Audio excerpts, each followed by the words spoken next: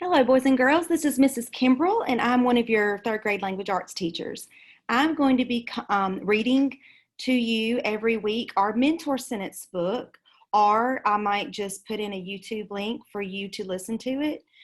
Today, I'm actually going to read it to you and then go over some skills in the book.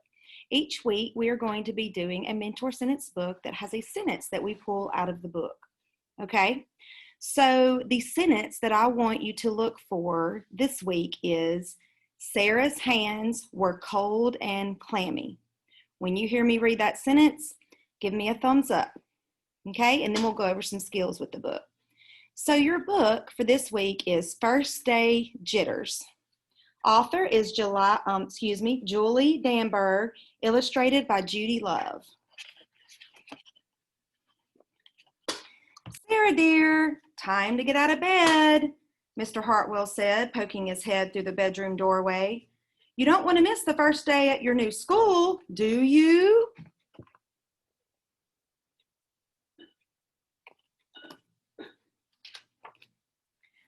I'm not going, said Sarah, and pulled the covers over her head.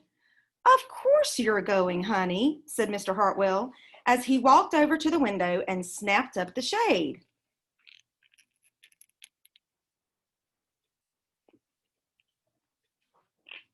No, I'm not. I don't want to start over again. I hate my new school, Sarah said. She tunneled down to the end of her bed.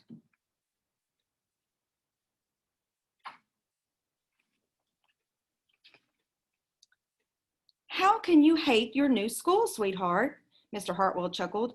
You've never been there before. Don't worry, you liked your other school. You'll like this one. Besides, just think of all the new friends you'll meet. That's just it. I don't know anybody, and it will be hard, and I just hate it, that's all.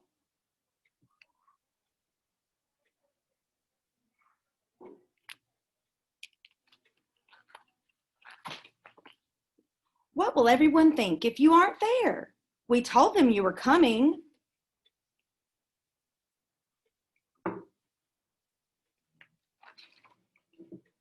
They will think that I am lucky, and they will wish that they were at home in bed like me. Mr. Hartwell sighed. Sarah Jane Hartwell, I'm not playing this silly game 1 second longer. I'll see you downstairs in 5 minutes.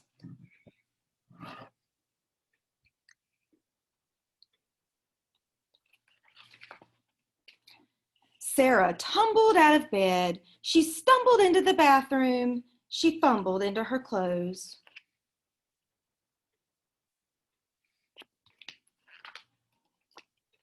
My head hurts, she moaned as she trudged into the kitchen. Mr. Hartwell handed Sarah a piece of toast and her lunchbox.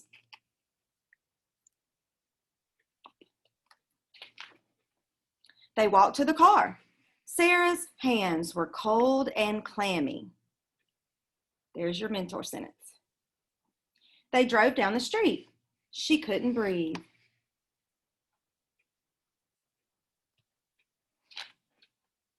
And then they were there. I feel sick, said Sarah weakly.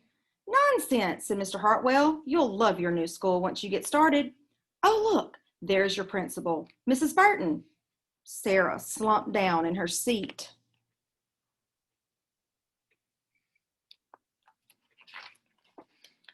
Oh, Sarah, Mrs. Burton gushed, peeking into the car. There you are. Come on, I'll show you where to go.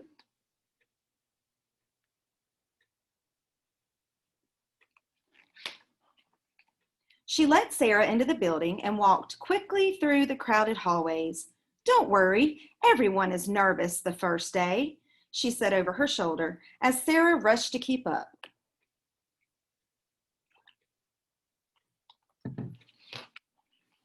When they got to the classroom, most of the children were already in their seats.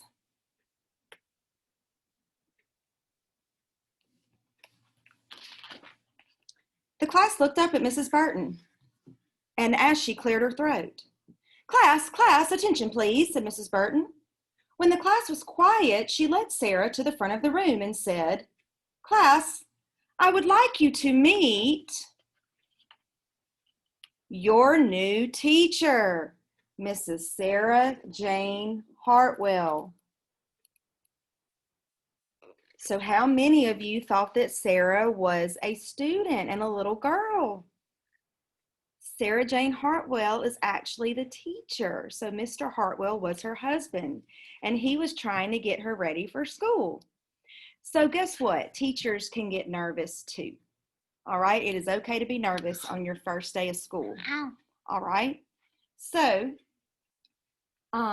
we are now going to talk about some skills with this book. And also, you can take an AR test on this book as well, so don't forget to do that. So I'm going to share my screen with you.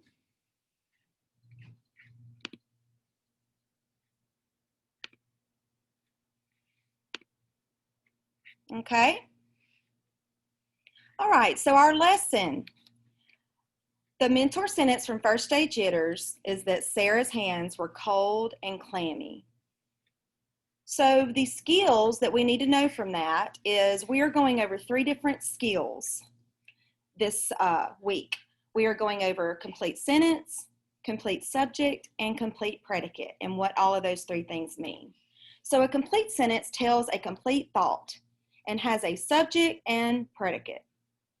Okay, then this is how you break down the sentence into its 2 parts. A complete subject tells who or what the sentence is about. For example, the sentence is about Sarah's hands. A complete predicate tells what happened.